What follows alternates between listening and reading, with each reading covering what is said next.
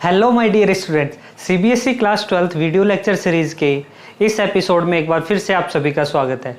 तो आज हम स्टार्ट कर रहे हैं एक बार फिर से न्यूमेरिकल से। तो देखिए क्या बोल रहा है numerical, 3 point charges plus Q minus 2q and plus Q, 3 charges हैं आपके पास, are placed at point 0 0 0 0 0 a 0 0 0 0 and A00 respectively. तो 3 चार्जेस हैं, हम बनाते हैं एक 3D axis, 3D geometry.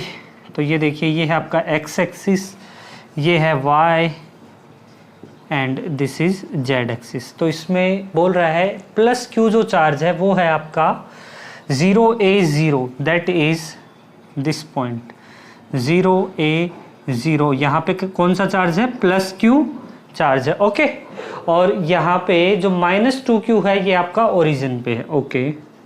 Minus 2q at point 0 0 and 0 and A00 पे है आपका अगेन प्लस q चार्ज। तो ये प्लस q हो गया आपका A00 पे। तो इस तरह का हमें क्या दे रखा है? एक सिस्टम दे रखा है, ओके जी। चलिए, the magnitude and the direction of the electric dipole moment vector, आपको यहाँ पे इलेक्ट्रिक डायपोल मोमेंट कैलकुलेट करना है। मींस इलेक्ट्रिक डायपोल क्या होता है?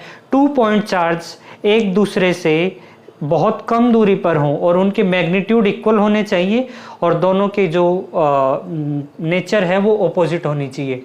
तो वो सिस्टम आपका डायपोल कहलाएगा। तो देखिए यहाँ से क्या हम एक डायपोल बना सकते हैं? बिल्कुल बना सकते हैं, एक माइनस क्यू चार्ज और एक प्लस क्यू चार्ज। तो ये हो जाएगा आपका एक डायपोल और दूसरा डायपोल ये हो जाएगा, क्योंकि ये माइनस 2q है तो एक माइनस क्यू और एक प्लस क्यू। तो यहाँ पे आपको 2 डायपोल दिख रहे होंगे और इन दोनों डायपोल की वजह से आपको क्या कैलकुलेट करना है? Dipole moment. तो मैं आपको पहले ही बता चुका हूं, डायपोल मोमेंट P वेक्टर होता है आपका Q इंटू 2a, ठीक है। और P वेक्टर की जो डायरेक्शन होती है वो क्या होती है? Negative to positive. ये हमेशा ध्यान रखना, negative charge to positive charge, इस डायरेक्शन में आपके डायपोल की डायरेक्शन होती है। तो ये वाला डायपोल है, इसकी डायरेक्शन ये हो जाएगी और ये वाला जो डायपोल है इसकी डायरेक्शन ये हो जाएगी, ठीक है, नेगेटिव टू पॉजिटिव। तो यहाँ पे हमें पूछ रहा है कि नेट इलेक्ट्रिक डायपोल क्या होगा। तो पहले ये वाला डायपोल निकाल लेते हैं। Let's suppose this is P1 vector और ये है आपका P2 वेक्टर। तो पहले P1 देख लेते हैं। P1 वेक्टर आपका हो जाएगा क्या? Q into 2a। तो Q तो आपका चार्ज हो गया और इनके बीच का सेपरेशन है यहाँ पे a। सिमिलरली P2 वेक्टर जो है वो भी आपका Q इंटू a ही हो जाएगा। अब देखिए 2 वेक्टर्स हैं और दोनों एक दूसरे से परपेंडिकुलर हैं, तो इनका रिजल्टेंट किसी इस डायरेक्शन में आएगा। यस, P रिजल्टेंट लिख दे रहे हैं इसको, P रिजल्टेंट लिख दे रहे हैं इसको। तो देखिए ये दोनों जो डायपोल आपको दिख रहे हैं, इन दोनों का जो रिजल्टेंट है वो इस डायरेक्शन में आएगा, यानी combination of I and J। और वो कितना आएगा? P रिजल्टेंट मैं यहाँ लिख रहा हूँ, P resultant is equals to square root of P1 square plus P2 square plus 2P1 P2 cos theta. ये रिजल्टेंट निकालने का, अगर कोई 2 वेक्टर एक दूसरे के साथ थीटा एंगल पे हैं तो उनका रिजल्टेंट इस फॉर्मूले से देते हैं हम।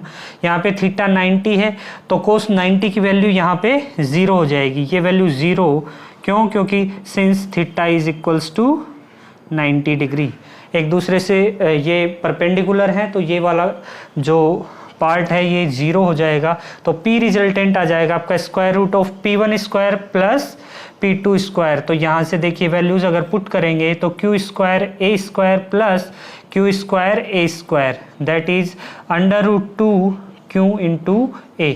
ये क्या आ गया आपका? P resultant. देखिए किस किस ऑप्शन में है? Under root 2QA, under root 2QA। ये आपके 2 ऑप्शन है, लेकिन यहाँ 3 ऑप्शन है, अंडर रूट 1, 2 और 3। लेकिन यहाँ पे हम किससे पहचानेंगे? डायरेक्शन से। डायरेक्शन क्या है हमारी?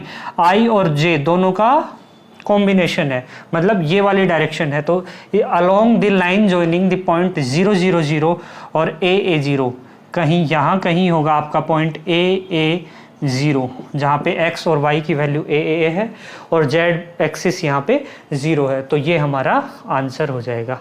ओके, तो आई होप आपको ये समझ में आया होगा। आप इस चैनल पे नए हैं तो वीडियो को लाइक कीजिए, शेयर कीजिए और इसी तरह के डाउट्स देखने के लिए जुड़े रहिए हमारे साथ। Thank you very much.